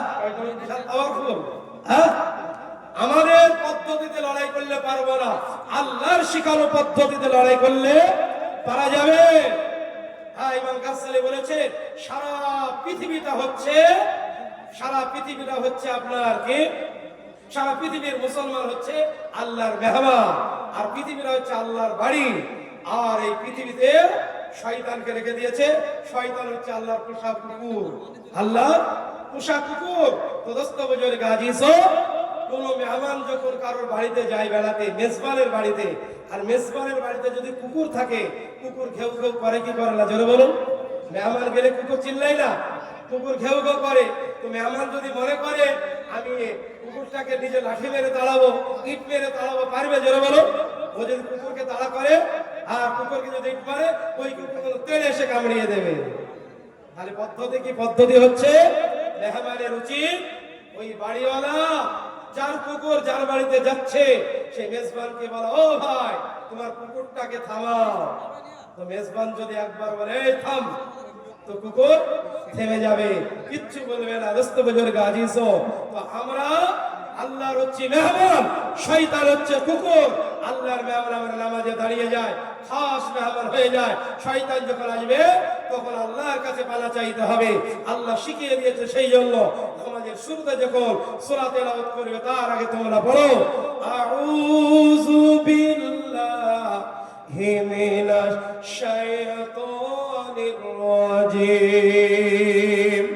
বিতাড়িত শয়তান মর্দব, বিতাড়িত শয়তানের হাত থেকে আমি পালা চাচ্ছি আল্লাহর নিকট। এইভাবে আপনার দোয়া চাইলে আল্লাহর কাছে তাহলে আল্লাহ শয়তান থেকে হেফাজত করে, শয়তান আর মনটাকে কেড়ে নিয়ে যেতে পারে না। তো এইভাবে চেষ্টা যদি বারবার করে আপনার ওই নামাজে, তাহলে শয়তান দেখে আমি যতবার আমার মনটাকে অন্য জায়গায় নিয়ে চলে যাচ্ছে আবারও ফিরিয়ে নিয়ে যাচ্ছে, যতবার আমি নিয়ে চলে আসি ততবারও ফিরিয়ে নিয়ে যাচ্ছে। শয়তান সে উপকারে হতে পারে না, শয়তান সাকসেসফুল হতে পারে না, শয়তান থেকে মান মর্যাদা বেড়ে যাচ্ছে। সুতরাং একে ধরে আর লাভ নাই, তাই সে একে ছেড়ে দিয়ে 3 নম্বর মুসল্লিকে ধরে, 3 নম্বরের কাছে চলে যায়। এই ব্যক্তি আপনার কারের মুসল্লি হয়ে যায়, 3 নম্বরটাকে ধরে, ধরার পরে আপনার নামাজ পড়ে দোস্ত বুজুর্গ আজিজ। আর এ আপনার 3 নম্বরে আনতে আপনার উত্তীর্ণ হয়। 2 নম্বর ছিল, এ 3 নম্বর কিন্তু উঠে গেল। মোহতারাম দোস্ত বুজুর্গ আজিজ, 3 নম্বর মুসল্লি যে সে আপনার নামাজ পড়ে, কিন্তু আগে বারবার আপনার প্র্যাকটিস করেছে যে আল্লাহ আমাকে দেখছে, আল্লাহ আমাকে দেখছে, আল্লাহ আমাকে দেখছে।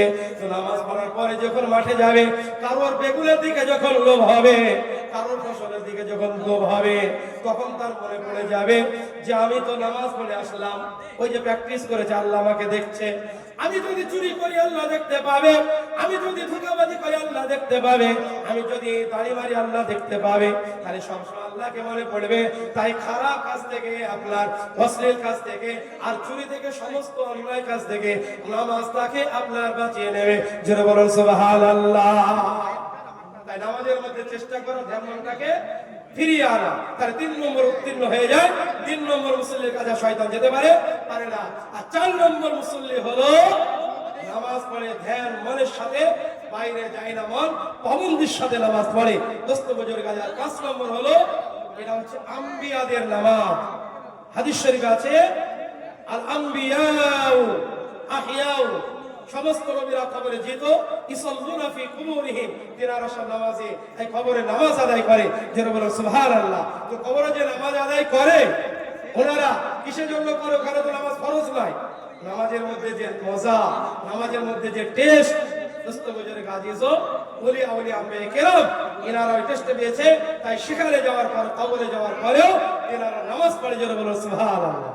শোনেন চাল ভাইরা, আল্লাহ ওয়ালারা যে কথা আমি আপনাদের সামনে বলছিলাম, নামাজের মধ্যে খুশু খুশু ইখতিয়ার করতে হবে কি হবে না? যারা বলো 1 নম্বর গুণ যেটা বলছিলাম, বিশ্ব নবী কোরআন আয়াত পড়ে শুনিয়ে দিলে ওই মুসলমান কামিয়াব হয়ে যাবে যে নাকি নামাজকে খুশু খুশু ভাবে আদায় করে। যারা বলেন সুবহানাল্লাহ। 2 নম্বরে আসুন, আল্লাহ রাব্বুল আলামিন তিনি বলেন ওয়াল্লাযীনা হুম আনিল লাগুবি মুরিজুন। আল্লাহ রাব্বুল আলামিন তিনি বলেন ওই সমস্ত মুমিন কামিয়াব হয়ে গেল, অর্থাৎ জাহান্নাম থেকে মুক্তি পেয়ে গেল, জান্নাতে গেল, যারা লা ইয়ানি অর্থাৎ অনর্থক কাজ কর্ম, অনর্থক কথাবার্তা থেকে নিজেকে যারা বিরত রাখলো। আমরা দুনিয়ার মানুষ অনেক এমন কাজ করি যে কাজে আমাদের কোনো লাভ নাই, দুনিয়ারও লাভ নাই, আখিরাতেরও লাভ নাই, ফায়দা নাই। যেমন আপনার দোস্ত বুজুর্গ আজিজ, ক্যারাম বোর্ড খেলা, তারপরে আপনার তাস খেলা, এইভাবে আপনার তারপরে অযথা অনর্থক গল্প করা, গোপাল ভাড়ের গল্প, যে গল্পতে কোনো উপকার নেই।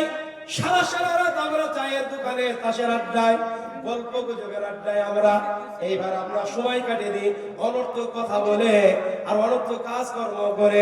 তো আল্লাহ তাবারাক তাআলা তিনি বলছেন এই অনর্থক কর্ম থেকে যে নিজেকে বিরত রাখতে পারবে সেই ব্যক্তি কামিয়াব হয়ে যাবে, জান্নাতে চলে যাবে। সুবহানাল্লাহ।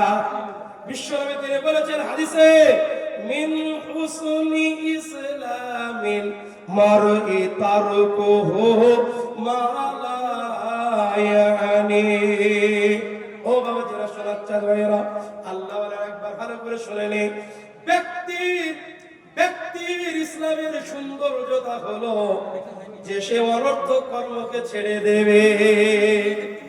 যতক্ষণ পর্যন্ত পর্যন্ত আমরা অনর্থক কথাবার্তা কাজ করবো না, ছাড়তে পারবো, কামিয়াব হতে পারবো না। আরেকটি হাদিসে নবী বলেছে, মান সামাতা নাজা, যে ব্যক্তি চুপ থাকবে সেই ব্যক্তি নাজাত পেয়ে যাবেন, সুবহানাল্লাহ। আর যে ব্যক্তি বেশি বলবে, বেশি গল্প করবে, তার ভুলও বেশি হবে, আর সে বেশি তত ধরা পড়ে যাবে। সেই জন্য প্রতিদিন আপনার সকাল সন্ধ্যা বেলা, প্রতিদিন আপনার এই যে হাত পা অঙ্গ প্রত্যঙ্গ জবানের কাছে আপনার দুই হাত কি বলে কাকত মিনতি করে বলে যে ভাই জবান, তুই যেন সকালবেলায় প্রতিদিন বলে, ও জবান তুই যেন আজকে ভালো করে চলিস, খবরদার তুই উল্টো পাল্টা যেন বাক্য ব্যবহার করিস না, কথা বলিস না।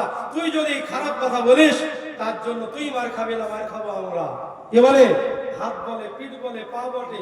হ্যাঁ, কেউ যদি মুখে কাউকে গালি দেয়, মেয়েরে আপনার কি যেন বলেন, এক ঘুষি মারে মাথা ফেটে যায়, এক ঘুষি মারে নাক ফেটে যায়, কান ফেটে যায়, আপনার তারপরে পিঠে মারে, হুক ধরে যায়, তাই প্রত্যেকটা অঙ্গ বলে সকালবেলায় উঠে, ভাই সবার তুই ভালো করে চলবি তো আমরা ভালো থাকবো, আর তুই যদি খারাপ করে চলিস তাহলে আমরা কষ্ট পাবো। তো দোস্ত বুজুর্গ আজ সবাই ভালো কথা বলতে হবে, অনর্থক কথা বলা যাবে না। দোস্ত বুজুর্গ আজ বিশ্ব নবী সাল্লাল্লাহু আলাইহি ওয়াসাল্লাম তিনি বলেছেন, সবারে কন্ট্রোল করো। হ্যাঁ, এই সবারে তোমরা মিথ্যা কথা বলো না, এই সবারে তোমরা গালি দিও না, এই সবারে তোমরা কি বলে কটু কথা বলো না, লানত করো না, অভিশাপ করো না। হ্যাঁ, মিথ্যা কথা কেউ যদি বলে, রাসূল করিম সাল্লাল্লাহু আলাইহি ওয়াসাল্লাম বলেছেন, একটা মানুষ যদি মিথ্যা কথা বলে, তাবা আদা আনহুল মালিক মিলান, তো ফেরেশতা তার কাছ থেকে 1 মাইল দূরে চলে যায়। একটা মিথ্যা কথা বললে রহমতের ফেরেশতা তার কাছ থেকে 1 মাইল দূরে চলে যায়। দুটো মিথ্যা কথা বলে 2 মাইল। তাহলে চিন্তা করো, যারা ব্যবসা করতে গিয়ে রহরহ যারা মিথ্যা কথা বলে, তাহলে রহমতের ফেরেশতা কত দূরে যায়। ফলে লক্ষ লক্ষ টাকা ব্যবসা ইনকাম হয়, ওই ব্যবসাতে কোনো বরকত দেখা যায় না। যারা বলো ঠিক কিনা, বরকত দেখা যায় না। কুকুরের 5টা 7টা করে বাচ্চা হয়, আপনি বলুন তো কুকুর কেউ খায়? যারা বলেন খায়। কুকুরে 5-7টা করে বাচ্চা হয়, কুকুর খায়? কেউ খায় না। গরুর 1টা করে বাচ্চা হয়, গরু কোটি কোটি মানুষ খেয়ে ফেলছে। অথচ আপনি হিসাব করুন তো, একটা গ্রামে কটা গরু আছে? বেলডাঙ্গায় যান, লক্ষ লক্ষ গরু, ঈদের দিনে কোটি কোটি জবাই করে খেয়ে ফেলছে, অথচ গরু শেষ হচ্ছে না। আর কুকুরে এত জন্ম নিচ্ছে, কেউ খায় না, অথচ বছরের শেষে কুকুর খুঁজে পাওয়া যায় না। ব্যাপারটা কি? হারামে বরকত নয়, হালালে বরকত আছে। জোরে বলো ঠিক কিনা? দোস্ত বুজুর্গ আজিজ, তো সেই জন্য মিথ্যা কথা বলে ইনকাম করলে তাতে বরকত হবে না। তাই জবান কন্ট্রোল করে মিথ্যা কথা বলা যাবে না। আমার বাপজিরা ভাইরা, আল্লাহ ওয়ালারা 2 নম্বর চলে গেল। 3 নম্বরে বিশ্বনবী, 3 নম্বরে আল্লাহ রাব্বুল আলামিন তিনি বলেন, ওয়াল্লাযীনা হুম লিয-যাকাতি ফাঈলুন। আল্লাহ রাব্বুল আলামিন তিনি বলেন, ওই সমস্ত মুমিন কামিয়াব হয়ে গেল, সফলতা পেয়ে গেল, জান্নাতে চলে গেল, যারা নিজের যাকাত আদায় করে। ও বাবাজিরা ভাইরা, যাকাত হচ্ছে আপনার 2 প্রকার। যারা বলেন কয় প্রকার? একটা হচ্ছে আপনার নফসের যাকাত, আর আরেকটি হচ্ছে মালের যাকাত। নফসের যাকাত বলা হয় আপনার নিজেকে আপনার সমস্ত হারাম কাজ থেকে, নাজায়েজ কাজ থেকে, তারপরে আপনার মাকরুহ জিনিস থেকে, সন্দেহ জিনিস থেকে আপনার নিজেকে বিরত রাখা, আর সমস্ত রকমের লোভ লালসা থেকে নিজেকে মুক্ত রাখা, এরই নাম হচ্ছে আপনার নফসের যাকাত। আর হচ্ছে আপনার মালের যাকাত। আমরা সবাই জানি মালের যাকাত কাকে বলে। মহতারাম, বছরের শেষে আপনার খরচ খরচা বাদ দিয়ে, ব্যবহারের জিনিস বাদ দিয়ে, প্রয়োজনীয় জিনিস বাদ দিয়ে, কারোর কাছে যদি বছরের শেষে অতিরিক্ত কেউ যদি আপনার সোনা চাঁদি যদি ব্যবহারের হয়, সেটাও যাকাতের মধ্যে ধরা পড়বে। তো সোনা চাঁদি, নগদ টাকা পয়সা সব মিলিয়ে যদি কারোর কাছে বছরের শেষে 52.5 ভরি চাঁদির মূল্য যদি হয়ে যায়, তাহলে আপনার শতকরা 2.5% তাকে যাকাত লাগবে। অর্থাৎ 100 টাকায় 2.5 টাকা, 1000-এ 25 টাকা, 1 লক্ষতে আপনার 2,500 টাকা। এই টাকাটা কিন্তু আপনার খাওয়া যাবে না, এটা হারাম। যেমন পশু জবাই করলে তার রক্তটা খাওয়া যায় না, ওটা বাইরে বইয়ে দিতে হয়। অনুরূপ ভাবে আপনার মানে এই যে ময়লা, এটা হচ্ছে নোংরা, এটা ময়লা, এটা আপনার জন্য খাওয়া যায় নয়। এরা হচ্ছে এতিম কাঙাল গরিব ফকির মিসকিন, এদের হচ্ছে এটা হক। দোস্ত বুজুর্গ আজিজ, এই হক যদি আপনি মারেন আল্লাহর কাছে আপনি ধরা পড়ে যাবেন। আল্লাহ আপনাকে বলবে তুই যদি মালের হক আদায় না করবে মাল ছেড়ে দে, তোকে মাল দেবো না। বাবাজিরা ভাইয়েরা, আমরা বাজারে যাই তরমুজ কিনি, কিনি না? বাজারে যাই তরমুজ কিনি, তরমুজ আমরা 40 টাকা ধরে তরমুজ কিনলাম, 5 কিলো তরমুজ কিনলাম, বাড়িতে এসে তরমুজটা কাটলাম, ভিতরে আপনার লাল অংশটা দেখালো 2 কিলো আর বাইরেরটা হচ্ছে 3 কিলো। 40 টাকা ধরে তরমুজ কেনার পরে ওই বাইরেকার অংশটা 3 কিলো আমরা ফেলে দিলাম।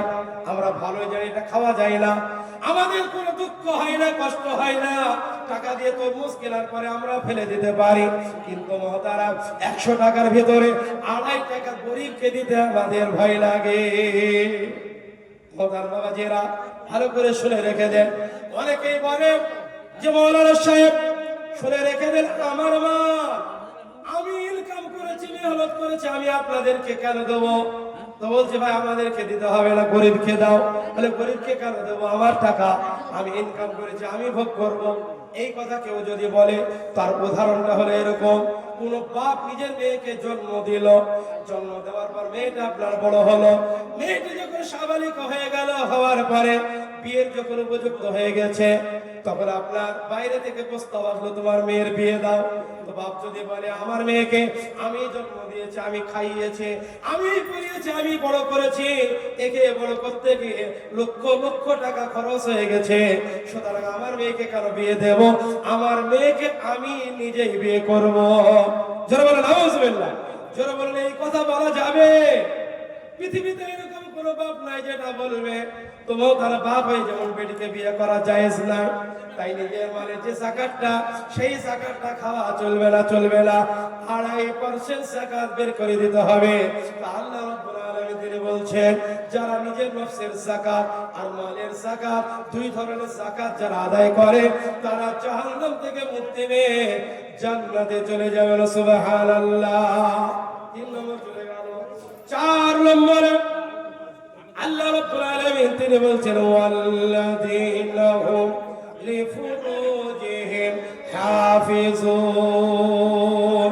একবার জিকির করো, লা ইলাহা, যারা বলেন লা ইলাহা, লা ইলাহা ইল্লাল্লাহু মুহাম্মাদুর রাসূলুল্লাহ। মায়ের দোয়া লওহে মুমিন, মায়ের দোয়া লও, মায়ের দোয়া লওহে মুমিন, মায়ের দোয়া লও। বিপদে পড়বে না তুমি যখন যেথায় যাও, যারা বলে ঠিক কিনা? বিপদে পড়বে না তুমি যখন যেথায় যাও, এ মায়ের দোয়া লওহে মুমিন, মায়ের দোয়া লও, মায়ের দোয়া লওহে মুমিন, মায়ের দোয়া লও। মা যখন দোয়া করে চলে যায় আরশ পারে, সাথে সাথে কবুল হয়, ফল দেখিতে পাও, সাথে সাথে কবুল হয়, ফল দেখিতে পাও। এ মায়ের দোয়া লওহে মুমিন, মায়ের দোয়া লও, মায়ের দোয়া লওহে মুমিন, মায়ের দোয়া লও। বিপদে পড়বে না তুমি যখন যেথায় যাও, মায়ের দোয়া লওহে মুমিন, মায়ের দোয়া লও। জোরে বলো সুবহানাল্লাহ। বাবাজিরা ভাইয়েরা, আল্লাহ ওয়ালারা, তো 4 নম্বরে আল্লাহ তাবারক তাআলা তিনি বললেন, ওয়াল্লাযীনা হুম লিফুরুজিহিম হাফিজুন। ওই সমস্ত মুমিন কামিয়াব জান্নাতে চলে যাবে যারা নিজের লজ্জাস্থানের হেফাজত করবে। যুবক, যারা যুবক পথ শুনতে এসেছো, কান করে শুনে নাও, যৌবন কালের অনেক মূল্য আছে। কেউ যদি নিজের যৌবন কালটাকে আল্লাহর ইবাদতে কাটিয়ে দিয়ে যায়, যৌবন কালটাকে যদি খারাপ জায়গায় শয়তানের রাস্তায় যদি খরচ না করে, নিজের লজ্জাস্থানকে যদি হেফাজত করতে পারে, অপাত্রের যদি ব্যবহার না করে, ও মুহতারাম, কিয়ামতের দিনে 7 শ্রেণীর মানুষ আল্লাহর রহমতের ছায়াতলে আশ্রয় পাবে। তার ভেতরে 1 শ্রেণী হলো শাবুন নাশা ফি ইবাদাতি রাব্বি। বিশ্বনবী বললেন, সেই যুবক কিয়ামতের দিনে আমি আল্লাহর রহমতের ছায়াতলে আশ্রয় পাবে যে যুবক নিজের যৌবন কালটাকে আল্লাহর ইবাদতে কাটিয়ে দিয়ে যাবে। যেরকম সুবহানাল্লাহ। তো আজকালকার যুবকরা সবচাইতে বেশি অ্যাক্সিডেন্ট হচ্ছে সেটা হচ্ছে যৌবনকালে গিয়ে এরা মোবাইলে আসক্ত হয়ে মোবাইলে বিভিন্ন রকমের প্রোফাইল, মোবাইলের মধ্যে বিভিন্ন রকমের নেকেড ছবি, আর ছেয়ে গেছে মোবাইল খোলার জোনায়। দোস্ত বুজুর্গ আজিজ, সুতরাং সমস্ত কিছুকে উজাড় করে দিয়ে লাথি মেরে যে কন্ট্রোল করতে পারে, মোবাইলে যদি খারাপ জিনিস না দেখে তাহলে খারাপ কাজও হবে না তার দ্বারাই। সুতরাং হিফাজত থাকবে আর স্বাধীনের ছায়াতলে আশ্রয় পাবে, বলুন ইনশাআল্লাহ। তাই যুবকরা ভালো করে শুনে নাও, আল্লাহ রাব্বুল আলামিন তিনি বলেছে, ওয়াল্লাযীনা হুম লিফুরুজিহিম হাফিজুন, যারা নিজের লজ্জাস্থানের হিফাজত করে। বিশ্বনবী মুহাম্মদুর রাসূলুল্লাহ সাল্লাল্লাহু আলাইহি ওয়াসাল্লাম তিনি হাদিস পাকের মধ্যে বলেছেন, মিশকাত শরীফের জিলদে 4 এর মধ্যে হাদিসটি আছে, মুহতারাম দোস্ত বুজুর্গ আজিজ, তিরমিজিতে আছে। বিশ্বনবী বলেছেন, কেউ যদি আমাকে দুটো জিনিসের গ্যারান্টি দেয়, ও বাবাজিরা ভালো করে শুনুন, আপনারা জোরে বলুন, কয়টি জিনিসের গ্যারান্টি? কথা বলুন, কয়টি জিনিসের গ্যারান্টি? বিশ্বনবী বলেন, কেউ যদি আমাকে দুটো জিনিসের গ্যারান্টি দেয়, তো আমি বিশ্বনবী তার জন্য জান্নাতের গ্যারান্টার হয়ে গেলাম। জোরে বলুন সুবহানাল্লাহ। নাম্বার 1, নবীজি বলেন, কেউ যদি দুই যুগের মাঝখানের জিনিস, অর্থাৎ কেউ যদি আপনার সবারের গ্যারান্টি দিতে পারে, কেউ যদি সবারের গ্যারান্টি দিতে পারে যে সবারকে আপনার কন্ট্রোল করবে, সবারের দ্বারা কুবাক্য বলবে না, মিথ্যা কথা বলবে না, গালিগালাজ করবে না, আপনার অধিশাপ দেবে না, তো নবীজি বলেন, আমি তাকে জান্নাতের গ্যারান্টি দিলাম। আমার মা বোনেরা, যিনারা পর্দার ভিতরে আছেন, আপনারা শুনুন, মা বোনেদের ভিতরে অনেক গীবত বেশি। জোর বলুন, আছে না নাই? আমাদের একটা হুজুর ছিলেন, তিনি বলতেন যে কোনো খারাপ জিনিস যদি গ্রামে ছড়ানোর দরকার হয়, তাহলে সেটা ঢাক লাগবে না, ঢোল লাগবে না, একটা মেয়ের কানে বলে দিলে যথেষ্ট। একটা মেয়ের কানে বলে দাও, বাস, সে আবার গোটা পাড়াকে পাড়া একবার গ্যাজেট করে দেবে। যেন বলুন ঠিক কিনা? একেবারে হাই রোড রেজিনগর, বলুন তো, রেজিনগর জয়নগর গ্রামে বাড়ি। তো রেজিনগরে একদিন আসছি সকালবেলায়, মর্নিং, আমি বলি, আল্লাহ, সকালবেলায় কি দেখলাম? সকালবেলায় হাই রোডের ওপারে একজন, এপারে একজন, বুঝলেন না? তো সকালবেলায় উঠে শুরু হয়ে গেছে, ভাগ্য ভালো রাস্তা দিয়ে গাড়ি চলছিল, তা নাইলে দুইজনা যদি কাছাকাছি হতে পারতো, কি অবস্থায় যে হতো। এবার থেকে ওপার থেকে এমন ভাবে ঝগড়া করছে আর এমন গাল দিচ্ছে, মনে হচ্ছে যেন একবারে গালের হাফেজ। ঘড়ঘড়ি কড়কড়ি নামনি কলেরা মেলারা সুরে ধরা যত আছে, হ্যাঁ, আমাদের হাফেজ সাহেবরা মাঝে মধ্যে পড়তে পড়তে ভুলেও যা, আর এরা আবার এমন হাফেজ ভুলেও না, এক মানে 100 টাকা দেবে। হ্যাঁ, দোস্ত বুজুর্গ আজিজ, তো না, এ চলবে না, সবার কন্ট্রোল করতে হবে। নবীজি বললে যে আমাকে সবারের গ্যারান্টি দেবে, আমি তাকে জান্নাতের গ্যারান্টি দেবো। যারা বলে সুবহানাল্লাহ। নাম্বার 2, বিশ্বনবী বলেন, যে আমাকে 2 পায়ের মাঝখানের জিনিসের গ্যারান্টি দেবে, অর্থাৎ লজ্জাস্থান, শরমগায়ের কেউ যদি গ্যারান্টি দিতে পারে যে সে খারাপ জায়গায় ব্যবহার করবে না, নবীজি বলছেন, আমি তাকে জান্নাতে নিয়ে যাব। যারা বলে সুবহানাল্লাহ। বাবাজিরা, ভাইরা, আল্লাহওয়ালারা, সুতরাং কেউ যদি নিজের লজ্জাস্থানে ইবাদত করতে পারে, সে জান্নাতে যেতে পারে। 5 নম্বরে আল্লাহর নবী সাল্লাল্লাহু আলাইহি সাল্লাম তিনি বলছেন, ওয়াল্লাযীনা হুম লিআমানাতিহিম ওয়া আহাদিহিম রাউন।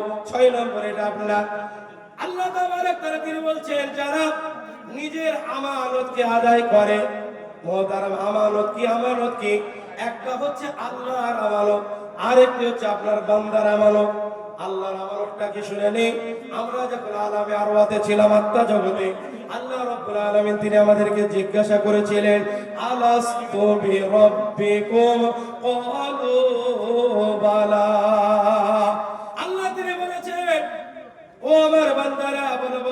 আলাইকুম, সকল বলো বলো আমি কি তোমাদের রব নয়?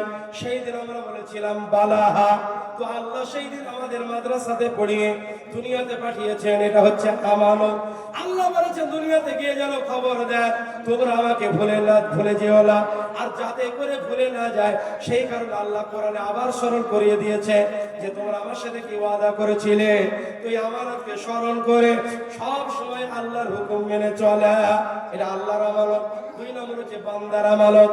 বান্দার আমানত আমরা ভালোই জানি, কেউ কারোর কাছে যদি পুরো আপনার একটা টাকা রাখে, কেউ যদি গচ্ছিত সম্পদ রেখে দেয়, বলে ভাই এটা রেখে দিলাম, আমি যথা টাইমে নেব, সে যখন চাইবে তথা আপনার সেই সময় ফিরিয়ে দেওয়া, এই নাম হচ্ছে আপনার আমানত আদায় করা।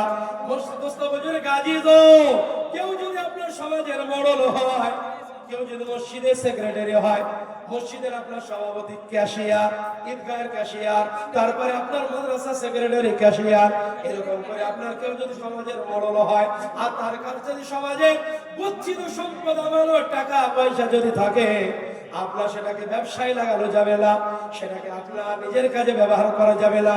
যেমন দেবে তেমনই সেইভাবে রেখে দেওয়া, এর নামে হচ্ছে আমানত। চাইলে আবার সেরকম ভাবে যেন ফিরিয়ে দিতে পারে, আর যদি উল্টো পাল্টা করে সেটাকে যদি আপনার কাজে লাগিয়ে দেয়, ব্যবসায় লাগিয়ে দেয়, খরচ করে দেয়, তাহলে সেটা আমানতের খেয়ানত। আর আল্লাহ তাআলা তিনি কোরআনে বলেছেন ইন্নাল্লাহা লা ইয়াহদি কাইদাল খায়িনিন। যারা খেয়ানতকারী, সেই খেয়ানতকারীদের চক্রান্তকে আল্লাহ ব্যর্থ করে দেয়। খেয়ানতকারীকে আল্লাহ কখনো ভালোবাসেন না। দোস্ত বুঝুন, সেই জন্য আমানতের খেয়ানত করা যাবে না। কিন্তু আমাদের সমাজে অনেক আপনার চুরি আছে, আমানতের খেয়ানত করে। তাই একজন কবি দুঃখ করে আপনার একটা কবিতা লিখেছেন, জনগণের কথা কিছু শোনেন বন্ধুগণ, জনগণের কথা কিছু শোনেন বন্ধুগণ।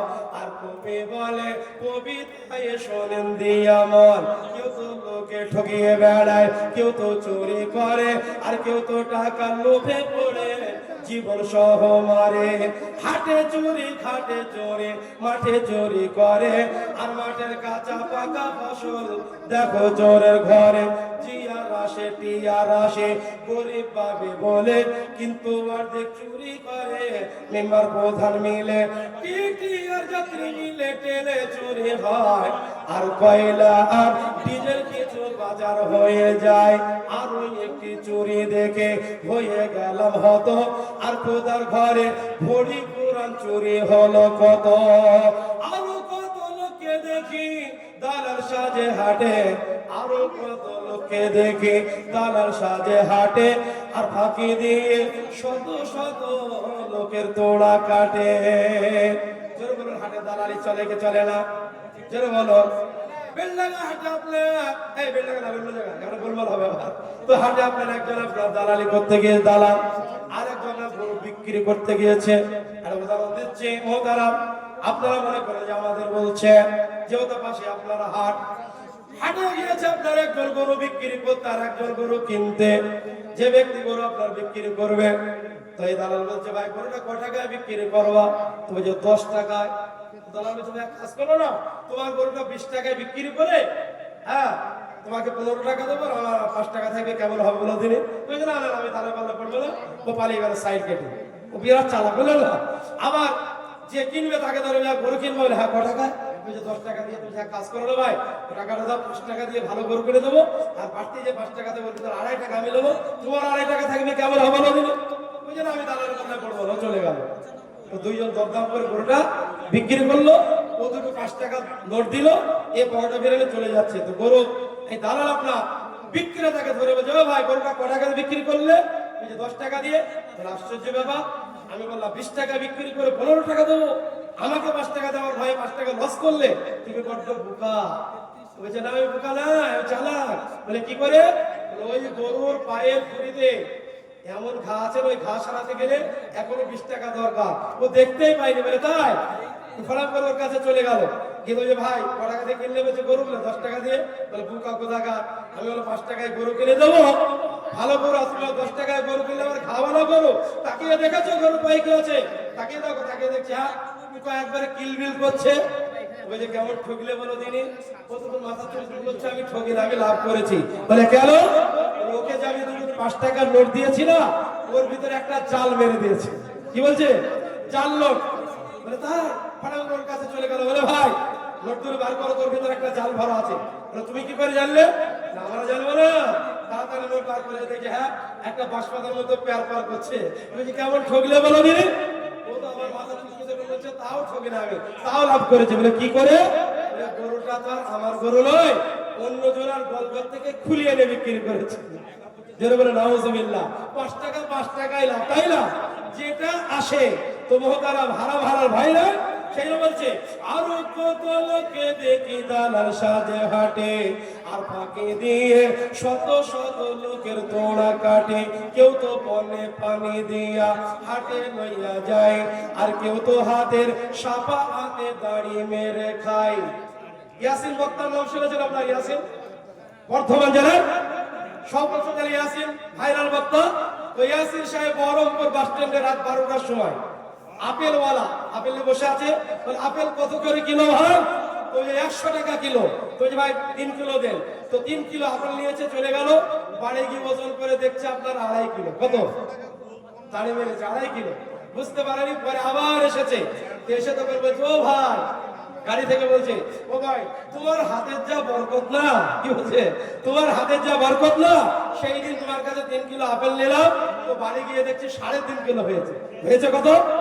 2.5 কিলো। তার মানে ওকে ঠাট্টা করে বলছে 3.5 কিলো হয়েছে। বলে হুজুর এবার আসবে, ঠিক করে দেবো। বলে আসবো মানে তোমার কাছে আমি ফিরবো না। দোস্ত বুজুর্গ আজিজো, অনেকে দাড়ি মারা অভ্যাস আছে না? জোরে বলো, ধরা পড়ে যেতে হবে। কেউ তো বলে পানি দিয়া হাটে লইয়া যায়, আর কেউ তো হাতের সাপা হাতে দাড়ি মেরে খায়। চুরি করে ঠগে খাওয়া যাদের পেশা হলো, তাদেরকে মুসলিম বলি কেমন করে বলো?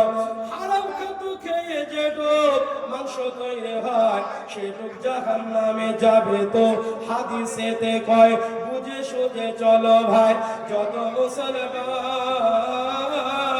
নইলে কিয়ামতের কোঠে হবে অপমান। চলো বলো ঠিক কিনা?